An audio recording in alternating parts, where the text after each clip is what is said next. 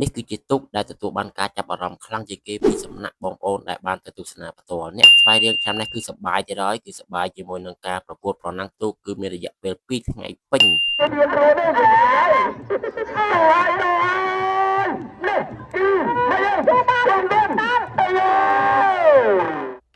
ជំរាបសួរក៏ដូចជាសួស្តីទៅកាន់បងប្អូនស្វាគមន៍មកកាន់វីដេអូថ្មីថ្ងៃនេះខ្ញុំបានធ្វើដំណើរទៅកាន់ទីរួមខេត្តស្វាយរៀងគឺទន្លេវ៉ៃគោដើម្បីទៅចូលរួមទស្សនាការប្រកួតប្រណាំងទូកដែលគេប្រារព្ធឡើងគឺមានរយៈពេល2ថ្ងៃគឺថ្ងៃទី7និងថ្ងៃទី8ខែកុម្ភៈឆ្នាំ2026អញ្ចឹងនៅពេលដែលខ្ញុំទៅដល់នេះគឺប្រហែលជាម៉ោង2រសៀលគឺការប្រណាំងទូកគឺមិនទាន់មានការចាប់ផ្ដើមឡើយទេដោយសារតែទូកនីមួយៗហ្នឹងគឺកំពុងតែរៀបចំប្រមូលផ្ដុំគ្នាដើម្បីទៅកន្លែងគណៈធិបតីដើម្បីស្ដាប់ការណែនាំក៏ដូចជាស្ដាប់ប្រសាសន៍របស់ថ្នាក់ដឹកនាំផ្សេងៗហើយអ្វីដែលយើងក៏លេចទៅឃើញនៅលើទូកនេះគឺកំពុងតែទទួលបានការចាប់អារម្មណ៍ខ្លាំងជាងគេមែនទែនគឺទូកមួយដែលមកពីខាងសៀមរាបតែទទួលបានការចាប់អារម្មណ៍ខ្លាំងពីសំណាក់បងប្អូនអ្នកដែលគាត់ទៅមើលផ្ទាល់នឹងឯងមកហើយទូកនេះគឺមានឈ្មោះថាអធិរាជបឹងតោសែនជ័យបារមីព្រះអង្គធំបើសិនជាខ្ញុំអានខុសនៅឈ្មោះនេះក៏សូមអធិស្ឋានហើយបើសិនជាម្ចាស់ទូកក៏ដូចអ្នកស្គាល់ទូកបានឃើញគឺ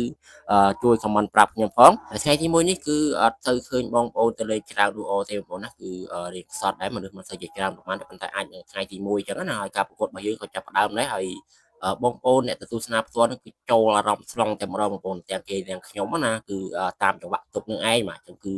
សបាយហូរសបាយអមែនតើបងប្អូនហើយមួយឆ្នាំមានម្ដងតាមពិតការប្រណាំងទូកនេះគឺគេគ្រោងរៀបចំតាំងពីឆ្នាំ2025មកម្លេះប៉ុន្តែដោយសារតែប្រទេសយើងគឺជួបបញ្ហាវិបត្តិសង្គ្រាមអញ្ចឹងទៅក៏គេលើកពេលមកឆ្នាំ2026នេះឯងបាទអញ្ចឹងហើយគឺការប្រណាំងទូកនេះគឺពិតជាសបាយអមែនតើបងប្អូនគឺសបាយហូរខ្លាំងតែម្ដងណាអត់មានអត់ជួយរៀនរួទេ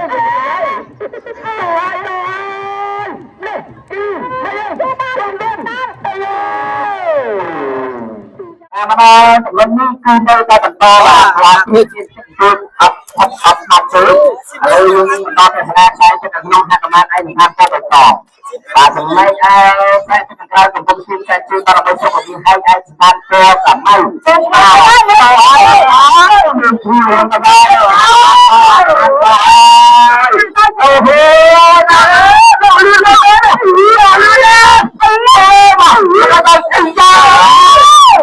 អូហូអង្គរំសំក្នុងខាងក្នុងហើយសំនេះគឺសេពលានពណ៌យើងចំណែកតំបន់ផ្សេងជាងក៏ដើម្បីយើងទូនតែខាងក្រៅឲ្យលោកកំពុងតែបានតាមរូបតនដែរហើយរួមទៅនឹង